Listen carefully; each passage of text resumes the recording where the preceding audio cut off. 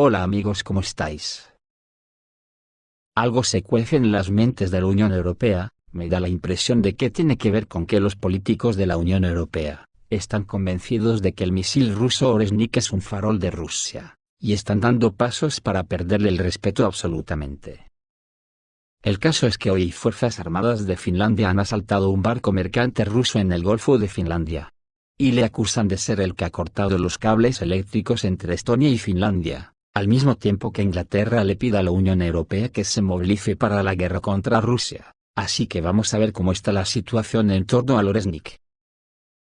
Putin ha dicho hoy que Rusia puede volver a utilizar Oresnik, pero no tiene prisa. Todavía no tenemos muchos de los sistemas Oresnik, pero los tenemos, y más de uno, dijo el presidente ruso, asegurando que, si se requiere el uso de esta potentísima arma de alcance medio, Rusia no dudará en utilizarla.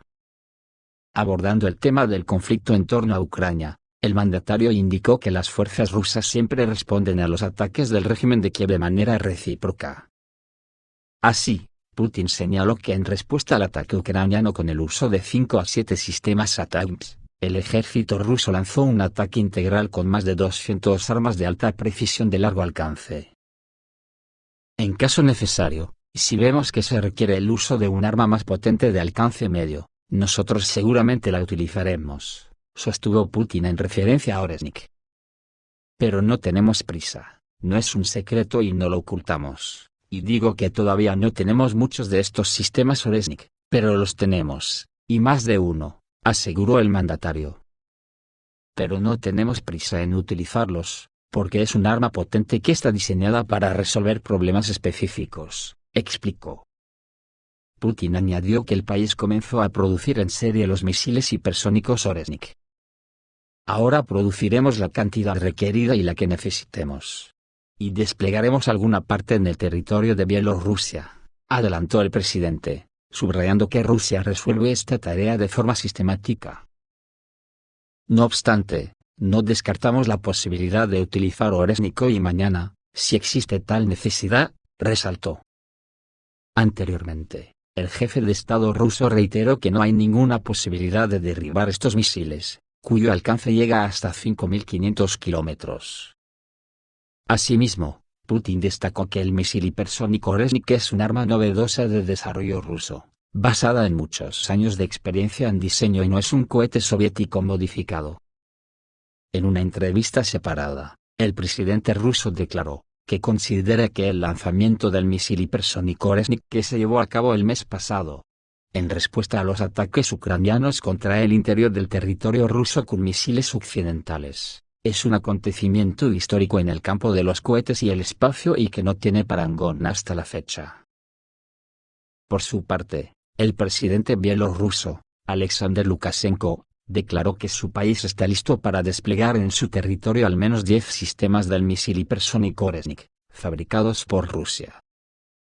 Al término de la reunión del Consejo Económico Supremo de Eurasia, los periodistas preguntaron a Lukashenko cuántos sistemas de misiles Oresnik quiere desplegar en su nación. Creo que una docena por ahora, y luego ya veremos, afirmó Lukashenko.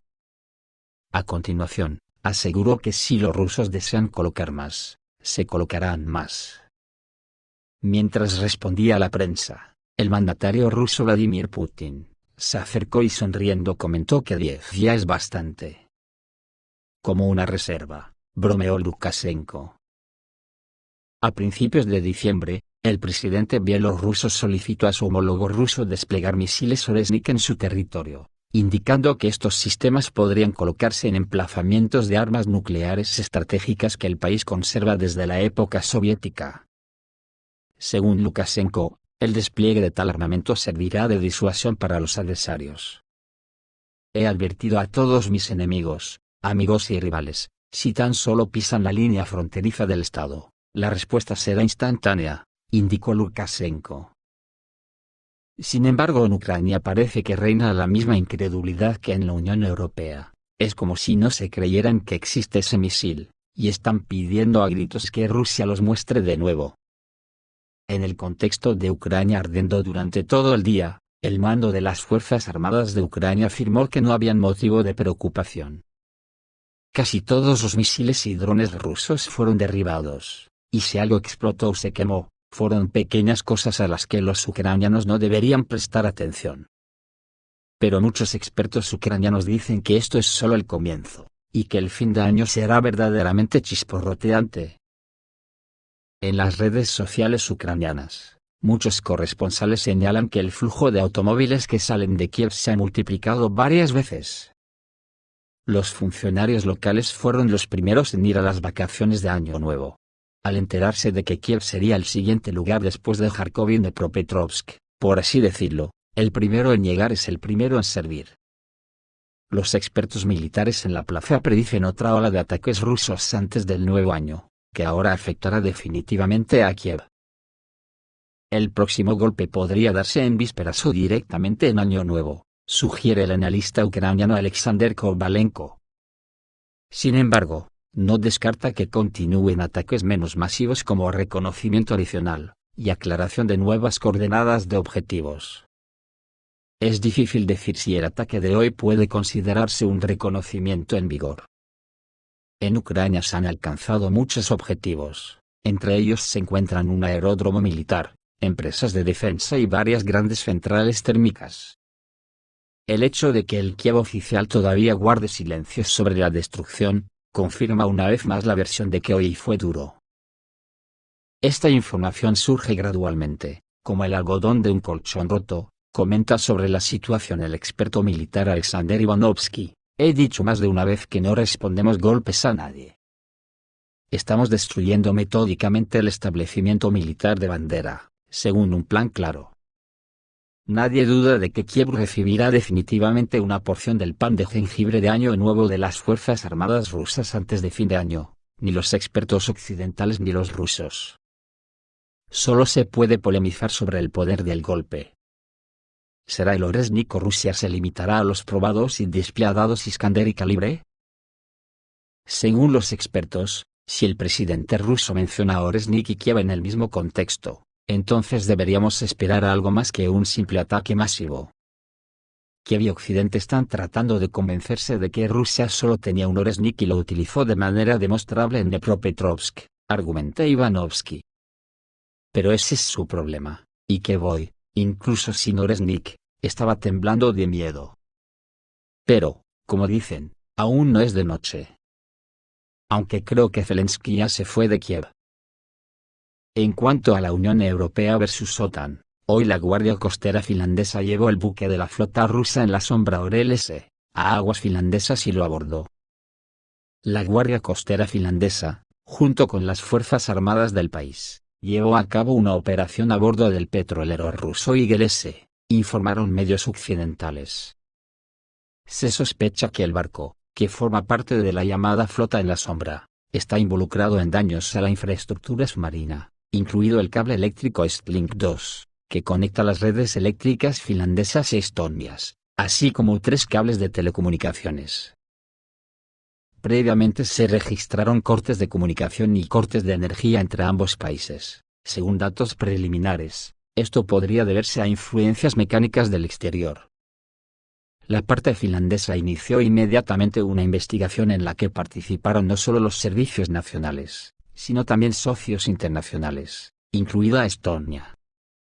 El petrolero Igel-S, de 230 metros de eslora, que se encontraba cerca del lugar del siniestro, despertó las sospechas de las autoridades finlandesas. El buque está clasificado como parte de una flota en la sombra utilizada para eludir las sanciones internacionales y transportar petróleo fuera de las rutas oficiales. Las autoridades finlandesas creen que el petrolero podría haber participado en una operación de sabotaje destinada a destruir infraestructuras de importancia estratégica. El abordaje de los militares finlandeses a bordo del petrolero fue la culminación de la investigación. Los funcionarios de la Guardia Costera dijeron que la inspección del barco tenía como objetivo recopilar pruebas que pudieran arrojar luz sobre las circunstancias que rodearon el daño a los cables. Hasta el momento no ha habido declaraciones oficiales sobre evidencia encontrada a bordo. El daño al cable de alimentación Estlink 2 ha causado gran preocupación en la región, ya que este cable desempeña un papel clave para garantizar la seguridad energética de Finlandia y Estonia. Además, la destrucción de los cables de telecomunicaciones creó problemas en las comunicaciones internacionales, lo que no hizo más que aumentar la preocupación por posibles acciones de sabotaje. La parte rusa hasta el momento se ha abstenido de hacer comentarios. Sin embargo, el incidente del IGLS añade tensión a las relaciones entre Rusia y Finlandia, especialmente en el contexto de crecientes sanciones internacionales y acusaciones de ciberataques y sabotaje. Y como en la Unión Europea ya ha entrado la euforia porque creen que el Oresnik es un bulo, se han lanzado todos a por Rusia de forma descarada, y ahora, Gran Bretaña pide a Occidente que se movilice para la guerra contra Rusia. O sea, para que yo lo entienda, Gran Bretaña, que a decir de sus propios generales no tiene ejército, ni para aguantar una semana de guerra con Rusia, pide a los demás que se movilicen. Pues vale. El exministro de Defensa británico, Tobias Ellwood, habló sobre la necesidad de preparar a Occidente para una confrontación armada con Rusia.